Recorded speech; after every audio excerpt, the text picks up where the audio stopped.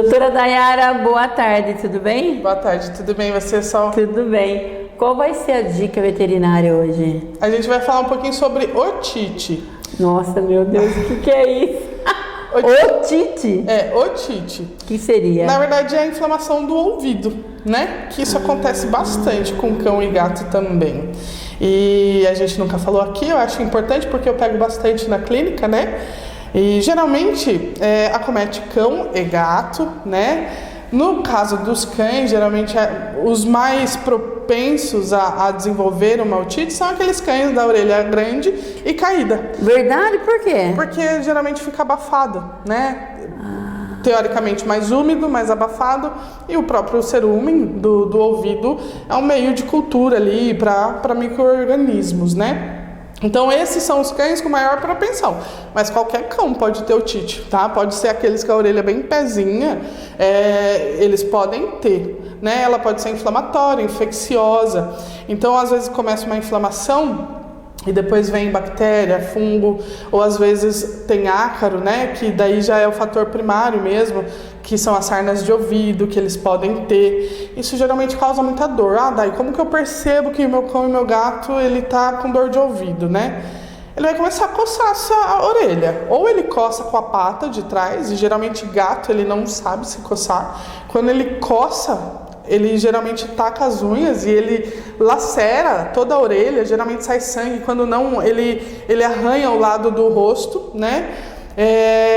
E o cão também coça muito. E quando não, começa a bater a cabeça, meneios cefálicos que a gente fala, né? Chacoalhar muito a cabeça. Isso é um sinal. Ele tá estranho, tá batendo muito a cabeça, sabe? Isso pode ser um sintoma de dor de ouvido, né? Tem paciente que, dependendo do tipo de otite, ele começa a ter como se fosse uma labirintite humana, que é a vestibulopatia, a gente chama. E começa a ficar incoordenado. Tem paciente que inflama, porque o ouvido é dividido em 3 partes, né? O externo, médio e interno. Dependendo da otite, se ela chega mais internamente, ele começa a ter essa vestibulopatia e às vezes o paciente não consegue se manter em pé. Ele gira, porque ele perde a noção do espaço, ele gira que nem jacaré.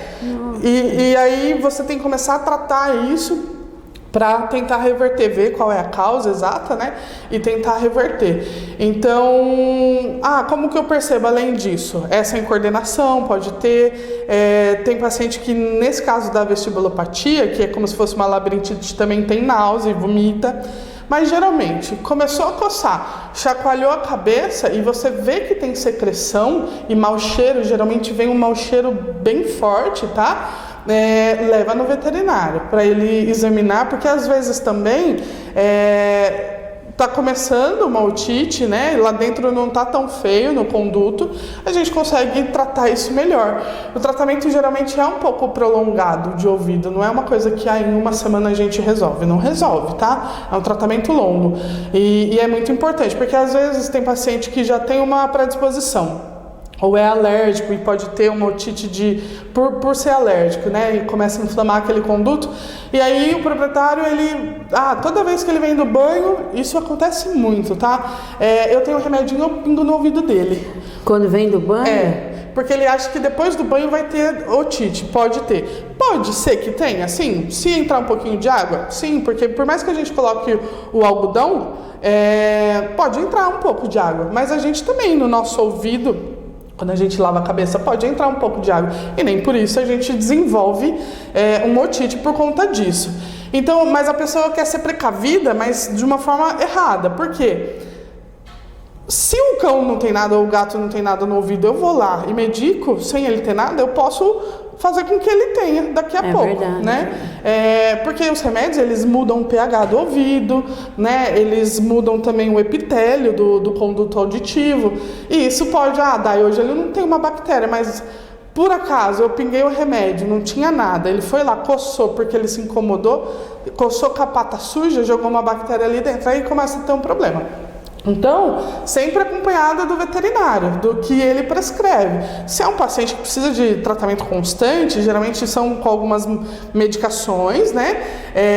E que precisa ser orientado, não fazer de qualquer jeito, né? Tem paciente que tem uma formação no ouvido, por isso que é mais propenso a ter, às vezes tem pólipo, que é como se fosse umas verrugas, enfim, é uma série de coisas.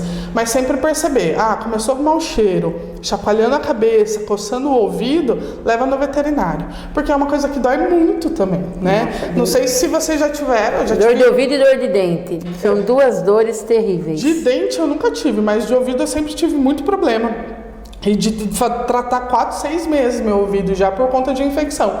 Então assim, é uma coisa absurda que deixa você louco. E os cães a mesma coisa, embora eles sejam mais resistentes, os gatos também, mas eles sentem dor, né? E ainda não sabem falar, né? Exatamente. Não sabem se expressar, né? E aí eles se expressam com linguagem corporal, né? Então por isso que é muito importante a gente prestar atenção, porque às vezes já tá tão feia a infecção, a inflamação desse ouvido que fecha o conduto. Tem paciente que a gente precisa tirar o conduto auditivo, né? Então prestar sempre atenção nisso, que é algo que acontece bastante mesmo. Então sempre aqui no Banho e Tosa o pessoal me chama, os meninos e as meninas que trabalham, vem ver esse ouvido. Eu olho, se eu vejo que já tem infecção, eu aviso o tutor, né? Falo, precisa passar por consulta, porque tá iniciando uma infecção, né? De ouvido. E vem muito, vamos, de 10 animais, pelo menos 5, 6 tem otite. Nossa. Que vem, pelo menos no Banho e Tosa, é uma média, tá? Mas acontece bastante, né? Então sempre é importante a gente ficar de olho. Não só nos que tem a orelhinha caída, não. Nos gatos acontece bastante, né? Existem medicações para gato, principalmente, que acontece muita sarna de ouvido, que previne, né, a sarna de ouvido. Então é sempre importante. Qualquer dúvida, qualquer coisa, procurar o médico veterinário. Vocês podem me procurar também, sempre que eu puder, eu esclareço as dúvidas aí para vocês. Mas sempre ficar de olho no seu bichinho, como a gente já falou em outras gravações, sempre prestar atenção, nunca deixar, né? É responsabilidade sua. A partir do momento que você comprou, adotou um cão, um gato, não deixar ele no fundo do quintal, ou até ele pode ficar no fundo do quintal, mas que ele seja bem cuidado, que ele tenha um lugar para ele certo, e que você veja ele, que você faça carinho nele, né? Porque ele também precisa disso. E que, através disso, geralmente as pessoas percebem os problemas fazendo carinho, né? No cão e no gato. Porque, às vezes, por exemplo, uma coisa boba, né? Mas só comparando. Tem animalzinho que é muito peludo e o dono não faz carinho nele. Porque se ele fizesse, às vezes, o cão tá magro, que a pessoa não percebe. A hora que um dia ela resolve pegar, que ela viu que ele tá magro.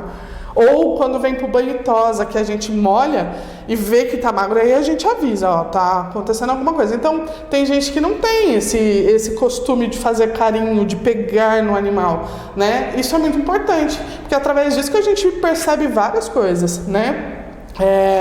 De coisas ruins e de coisas boas também, de você ser precoce em algumas coisas, de evitar vários problemas. Então é bem importante prestar atenção no seu animalzinho. Então, né, como a gente fala, todas as nossas dicas, adotou, comprou, saiba que tem que ter responsabilidade. Sim. E eu vou falar uma coisa aqui, vocês perceberam, né? Banho e Tosa aqui, gente, praticamente a doutora consulta, né? Porque tudo que acontece, na verdade... Eles me avisam tudo. Né? Viu uma unha encravada, viu um ouvido mais sujinho, que não é um cerumen normal... Tudo, ferida no corpo, tudo eles chamam. Não é só banho e tosa, não.